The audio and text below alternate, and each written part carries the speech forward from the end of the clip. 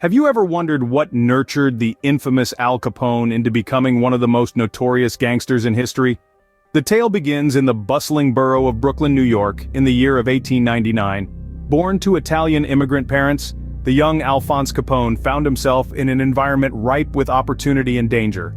His home, teeming with immigrant hustle, was also the backdrop for a notorious underworld.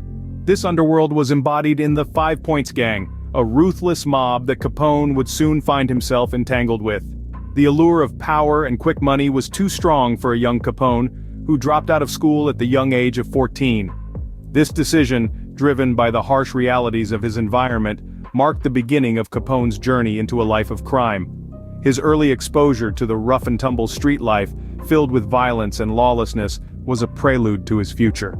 This early exposure to life on the streets would set the stage for Capone's rise to infamy. But what about the man behind the gangster image? What was Al Capone's family life like? Let's delve into that. Al Capone tied the knot with Mae Josephine Coughlin, a devoted and understanding woman at the tender age of 19. Together, they welcomed their first and only son, Albert Francis Capone. Al was not just a gangster, he was a father, a husband, a family man. Despite the risks and perils of his illicit activities, Capone was known to be exceptionally devoted to his family. He ensured his family was well provided for, and he made decisions with their welfare in mind. One such decision was relocating his family to Chicago, a strategic move aimed at ensuring their safety amidst his dangerous lifestyle.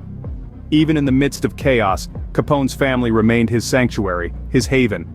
So, despite his ruthless reputation, Capone had another side to him, a side that cherished family above all. Now, how did Capone's reign come to an end, and who was responsible for his downfall? Al Capone's rise to power in the Roaring Twenties was as meteoric as it was brutal.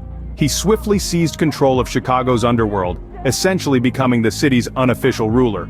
Infamous for his ruthless tactics, Capone orchestrated the St. Valentine's Day Massacre in 1929, a bloody event that cemented his notoriety. However, even Capone couldn't outrun justice forever. Enter federal agent Eliot Ness, a man as unyielding as Capone was ruthless. Ness and his team, dubbed the Untouchables due to their incorruptibility, were relentless in their pursuit of the gangster. But it wasn't bullets or bust-ups that brought down Capone.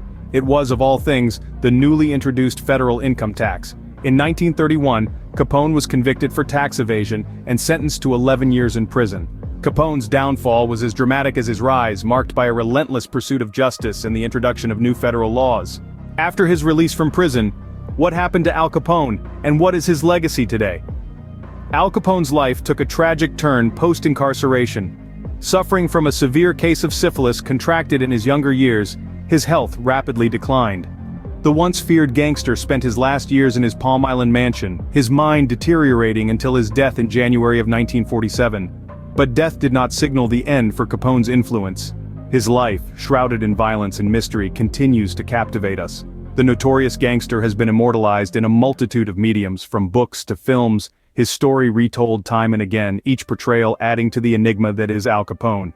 His legacy serves as a stark reminder of a dark period in American history, the Prohibition era, characterized by rampant crime and corruption. Al Capone, a man of contradictions, remains one of the most intriguing figures of American history, a symbol of a dark era that still captivates us to this day.